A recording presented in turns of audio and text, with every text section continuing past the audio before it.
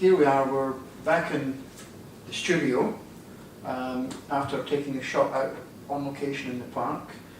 This is the shot you took of Twin Towers with the lake.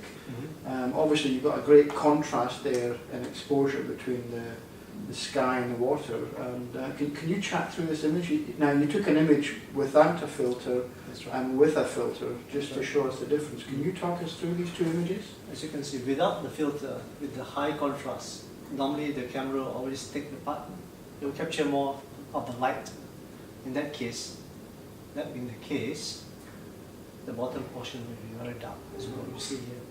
And the top portion will be very bright, which is what you normally get without the filter, unless you would do bracketing or HDR, then you have a balanced shot. Yeah.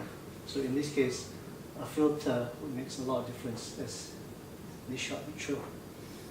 Okay, so you've actually balanced off very well there between the sky and the water, and it's brought out all the detail that was essentially in the shadow before, because you've exposed for that, but the filter is held back for the very bright sky. Yes. So the filter actually doesn't change the picture at all. Like most people would think when you put a filter, it actually changes the picture. But what we are doing is actually we are just balancing light from the top and the bottom. The difference in light, but that's what filters actually do for us. Okay. So in this case, as you can see, when you don't balance the light, you get a huge contrast. But with the filter, we get a balanced light top and bottom. So on this particular shot, this is without a filter, and then you've got a shot with a filter. Can you just tell us a little bit about the filter that you're actually using? Okay. In this case, I was using, this is without a filter shot, and this is with the filter shot. As you can see, the difference is minimal in terms of lighting. The filter that I use in this case is called a neutral density graduated filter. Okay. When you use a graduate filter, that means half the filter is dark, the other half is actually light. There's no filters in the bottom. In this case, when you block out the bright light, you actually lighten the dark side. Okay. So which is exactly what happens here. When you block this out, you get this light. So that's what the filters, graduate filters actually do. There are two types of filters. One is a graduated filter, the other one is a neutral density filter. The density filter is like, it's completely dark all the way. So you can't use that filter for this situation. Okay. That filter you probably use on the waterfalls, or you want a longer exposure time. So exactly. You just darken the entire picture, but not in this case. What about polarizing filters? Do you use those as well, Chris? Yes. In this case, I use a polarizing filter as well.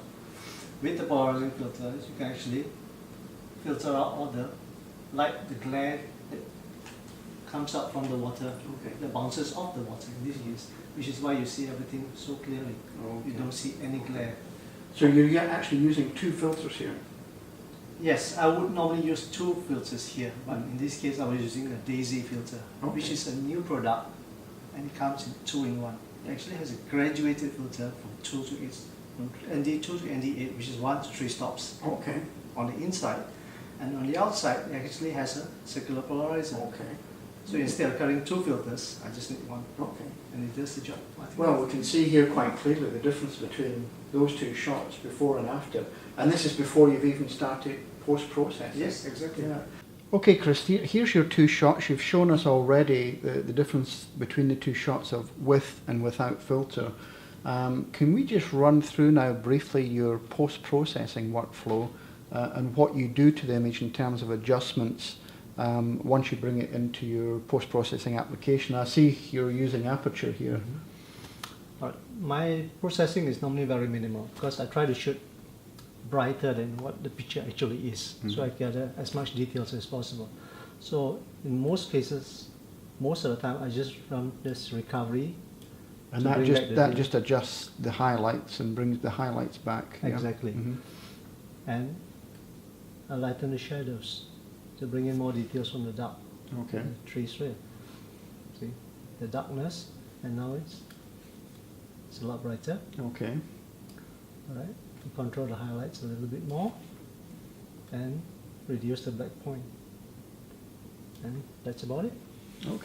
And obviously during this time you can look at the curves and see exactly where you are if it's sitting nicely. And that's your post-processing. That's about it. Simple. In terms of cropping, You don't do a lot of cropping because obviously you've set that up, you've framed the shot as you Right. want it Yes, on location. unless it's necessary, then I will do it. If not, I will try not to. Okay, I'll try to get it right the first time. okay. That's it. Very simple.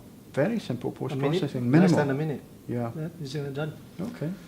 So the filters actually do help a lot. And one question I was going to ask you earlier, obviously you're taking raw images. Yes, I am. You take raw exclusively, good. And Exclusively. obviously from this application you can then generate TIFFs, JPEGs, whatever you want. Exactly. Without any loss of detail. Exactly. Mhm. Yeah.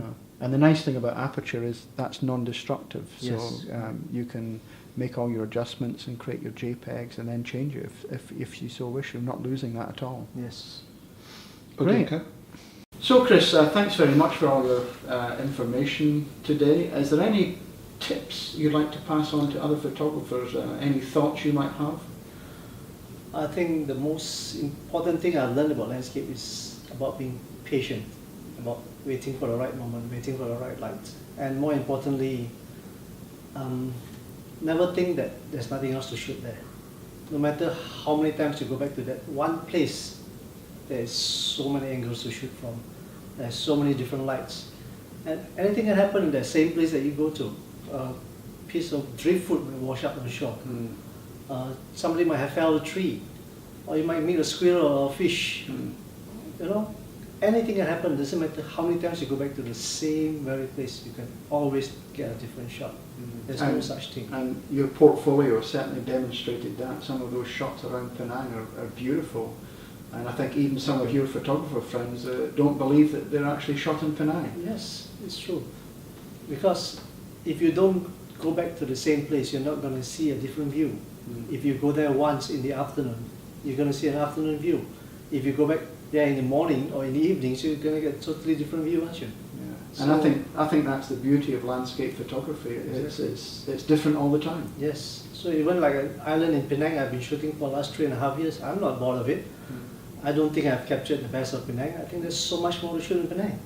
So even in such a small place, I think there's amazing amount of beauty to be shot. Great. Well, we look forward to seeing all those future shots from Penang, and hopefully you'll get outside and travel overseas again and bring back some more wonderful shots. So, Chris, thanks very much again. Thank you very much.